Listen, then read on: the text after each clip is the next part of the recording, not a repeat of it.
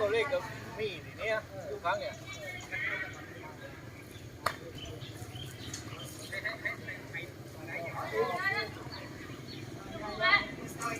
นี่ไปดิตัวเล็กๆมาแล้วตั้งคันโอ้เราตั้งค่ารอ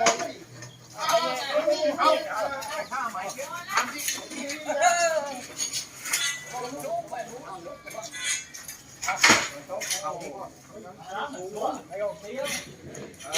เอาไปหมดเอาหมดเลย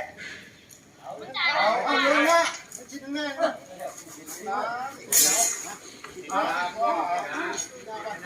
นี่จะไปไหนไปเอาอะไรมาสัมภาษณ์มาเอาพระต่อสุนทรเอานะออกซื้อได้เอากล้วยที่วังว่าหมูกล้วยไข่นะนี่แหละผู้นำมันต้องเสียสละเนาะต้องพาไปจะมีเนี่ยหลายคนจะไปกันถ่ายไปชวนรถท่านไม่ถ่ายด้วยเอาก็นี่ไงก็มีนี่ไงที่คนขับรถอะไรท่านต้องมาแล้วใครจะถ่ายล่ะใครจะถ่ายให้เราเป็นถ่ายเป็นเนี่ยมาเนี่ยมาเนี่ยครับเนี่ยช่างภาพคนนี้ไปค่ะได้เนี่ยไปมาพอแล้วมาพอแล้วนี่ทำไมถึง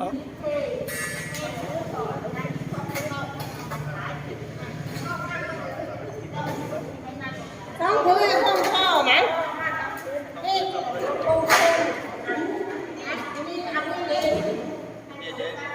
เสร็จงานนี้รับเป็นออกนายจัดงานต่าง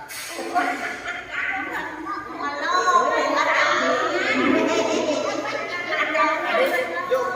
อันนี้ด้วยเอาไว้ข้างหน้าอันนั้นก็มาโดนโชว์เลยแต่ก็นี่แต่ฮั่นจริงฮั่นจะดูมันเสี้ยมันฮั่นของพาคนลุกมันต้องมีศิลปะเบรกน้ำเบรกมาไฟอะไรต่าง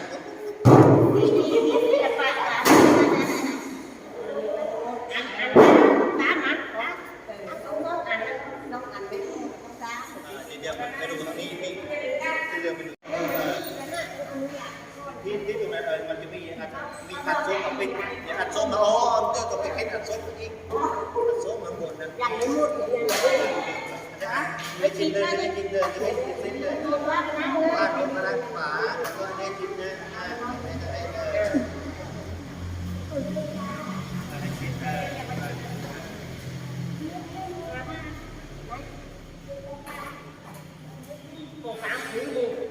ไม่ซ้ำนะการมันต่อโน้นต่อเย็นไปห้ามันเย็นไม่จ่ายกันมันจะนี่นะไม่ได้ไม่เข้าเลยสินี่นะไม่ได้ไม่ชนอันนั้นไปตรงไหนเลยรู้อันนี้ให้ครอบต้นกันยายศ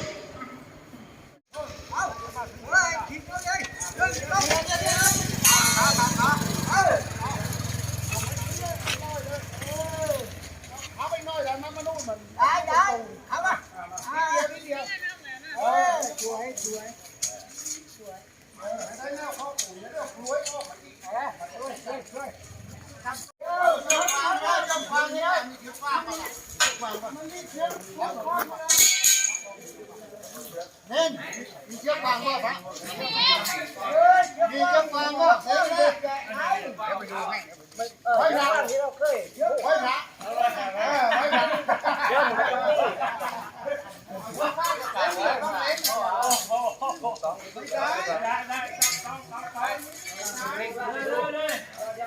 ปทุกคน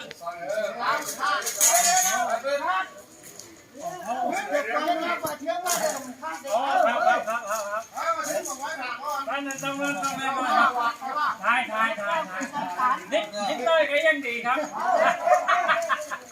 โอ้ยข้าวเล็กดีได้เดินให้ดีเดินไหมมันสมัครแม่นี่ลูกยักษ์ตีนมันนะยากคนนี้ไม่แม่น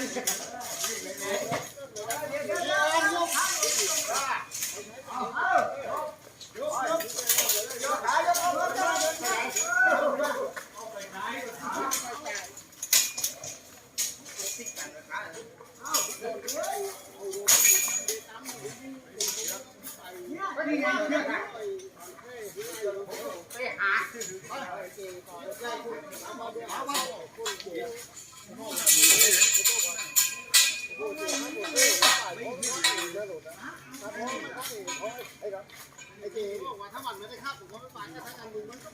ไปเองถ้าไม่งานมึงก็ไปกูไม่ไปกูจ่ายกูไม่ไปจ่ายจริงๆนี่มันลงนี่มันพันหรือเปล่ามันต้องพันก่อนลงอย่างนั้นเลยเอาละโอ้ไม่ได้เราดูว่าเราคนแก่มากเอาไปเนี่ยเอ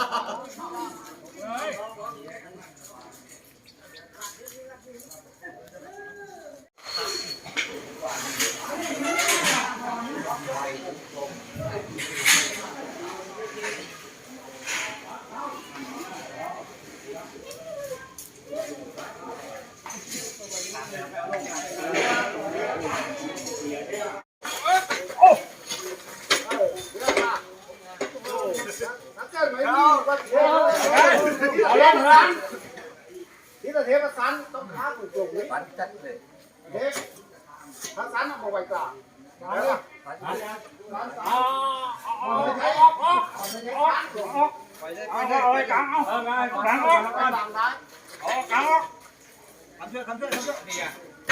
ันต้องเอาไว้กลาง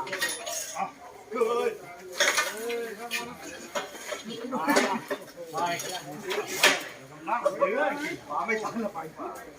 แพ้มาได้เดี๋ยวยกกระโดดขึ้นที่อันนี้ขึ้น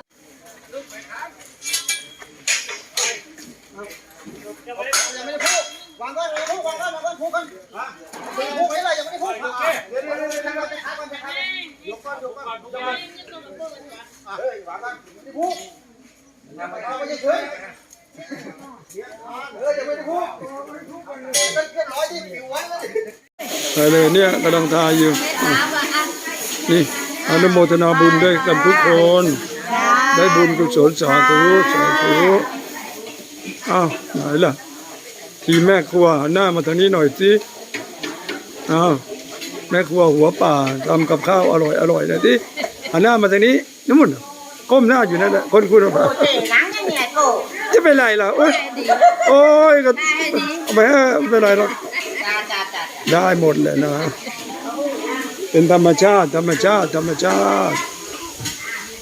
แบบบ้านเรานั่นแหละโอ้โห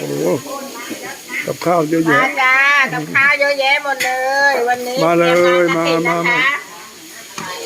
มากินข้าวตัวค่ะมีแม่ครัวหัวป่าดูสิกำลังทำอะไรกันมาไอ้น้องเบนมาอร่อยอันนี้อร่อยค่ะทอดปลาเค็มนี่อะไรเนี่ยผัดหมี่ผัดมาม่าอนุโมทนาบุญด้วยกันทุกคนสาธุอันนี้ล้างจานทีมล้างจานก็มี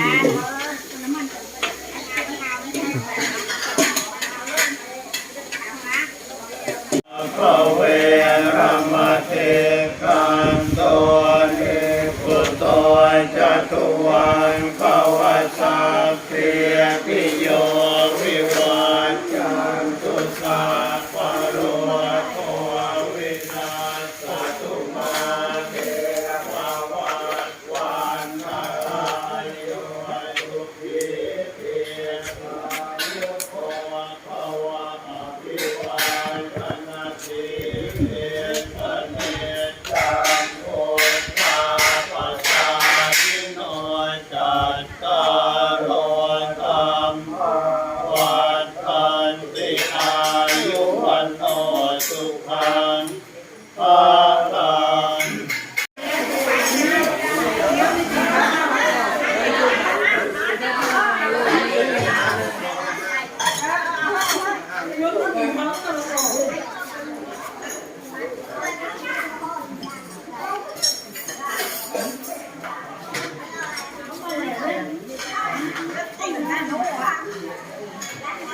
เอาให้กินใจน้องกิน